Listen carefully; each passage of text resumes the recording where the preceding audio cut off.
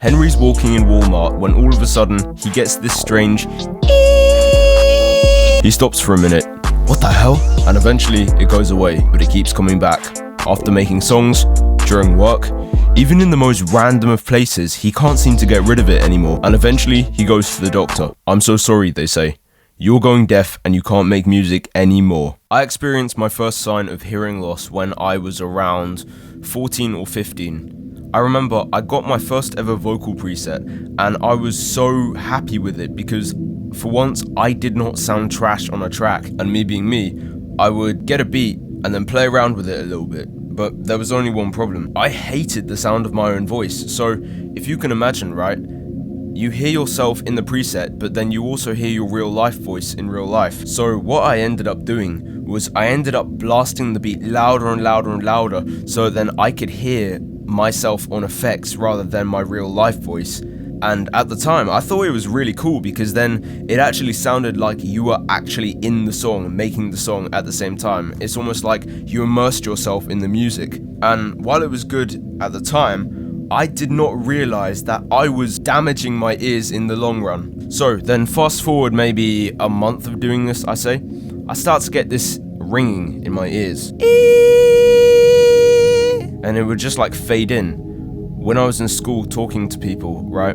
I remember one time I was speaking to a girl, yeah, and the conversation was going really well up until I heard this and I was like, "Can you hear that?" And she was like, "No, what are you hearing?" And then I was like, "Oh shit, my hearing's fucked." And something else really alarming happened as well when I was in sixth form, yeah. After I had dealt with this problem, I asked one of my friends, he plays guitar, I asked one of my classmates when we were in the studio, does he ever get this like loud ringing in his ears? Because when we were in the studio, yeah, he would play the speakers like so loud that I could literally feel myself going deaf. And I asked him about this ringing and he was like, "Yeah, I get it from time to time, but then it's fine because then it goes away." And I'm here thinking, man, your hearing is going to be fucked in the future. And so I've done more research on this topic and I've found out that literally no artist is safe from hearing loss. Like every single artist out there is fucked beyond belief. There was a study, yeah, from 2014. It found that like 3 million Germans found that professional musicians were 3.5 times more likely to develop noise-induced hearing loss and 57% more likely to develop tinnitus, ringing in the ears, or anything compared to the general public. And if you think about how much like genres and stuff like that are based on live music where you're plugging your guitar up to an amplifier or you're trying to like shout as loud as you can at the top of your voice, like there's a lot of loud volume going about. And it's interesting because now I'm starting to think like, how long is it until every single artist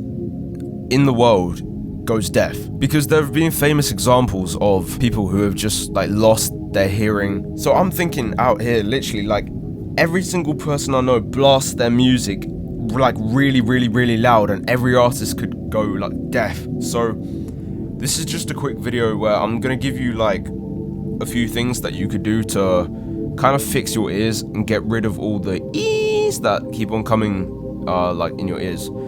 And number one, earplugs, right?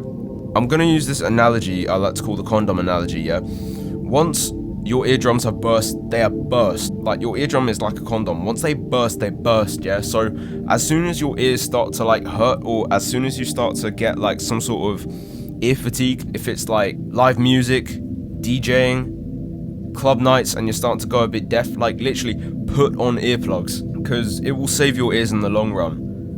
Another thing also I found was that when I was listening to music, I would always go past the that orange light. It's like the safe volume. And then eventually what I found was that my eardrums just started spasming like hell and they just started hurting a bunch. So especially with stuff like AirPods and stuff like that. So I went to, I think it was like Anglia Ear Hearing or something like that, and they basically told me to get closed back headphones, so it's like normal studio headphones or like ones that go over your ears. Those tend to be better for your ears. And when listening to and recording music, just like turn down the volume. And I know what some of you are saying, "Oh, but Nathan, I rap on autotune, so I can't do that, otherwise I'm gonna sound trash to myself." Bro, it's like, it's your hearing. is your hearing. Would you rather sacrifice a moment of pleasure for like the entirety of your life not being able to hear again? It's kind of weird, yeah? So I mean, even if you can't like turn down your volume, just like take breaks. It's a bit like screens, yeah? Maybe like every hour or so for listening to music, you just take a break. Give your ears a break. Maybe go outside, drink some water, do something else than making music. Because a lot of the time I find when we make music way too much, our hearing is gonna go quickly. So if anything, we need to have a life outside of music as well. Which I know is gonna be like really hard for some of you people to swallow, but like just get a life outside of music as well. Go out with friends. Like if you're in this phase right now of locking in as a producer or an artist or whatever, you're missing out on life, bro. You're probably like probably in like your youngest years yet, like I don't know, like 19, like if you're that age, yeah, you should be going out and socializing as well as locking in on your music. But like honestly, the most creativity comes from those moments when you're not doing music. You know that phrase, distance makes the heart grow fonder? Well, I think distance away from music makes the brain fonder of creativity, if that makes sense. And yeah, so that's just all I really wanted to say today. Cause like no other underground artist is talking about this right now. And I feel like, especially with our genre where we're just blasting bass all the time, like you've got to save your ears, man, otherwise you're dead. You're not going to get famous because you're going to go deaf before you even do it.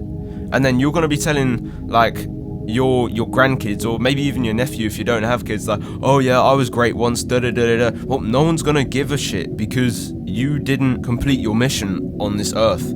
You didn't become successful, so no one's going to respect you if you just blasted out your hearing. And then, yeah, so just as the takeaways from this video, get some earplugs, turn down your volume, and if you're getting that ringing in your ear, just like get your ears cleared out by like a doctor or something like that, because a lot of the time it could be like earwax buildup, because when we use technologies like headphones, etc., and especially if we put it at a loud volume, it can make earwax kind of like clog up in our ears and then make that E sound that kind of hurts. So it might even just be a sign that your ear's trying to get rid of some earwax. I know that's leaving it on a bit of a gross note, but like, yeah, just take care of your ears, man. By the way, if you actually want to learn how to mix, master, and promote your own songs, I'm building a full course for that called Music Maxing. It's on pre-sale right now, so if you want to be the first one in, then go get that. Goodbye.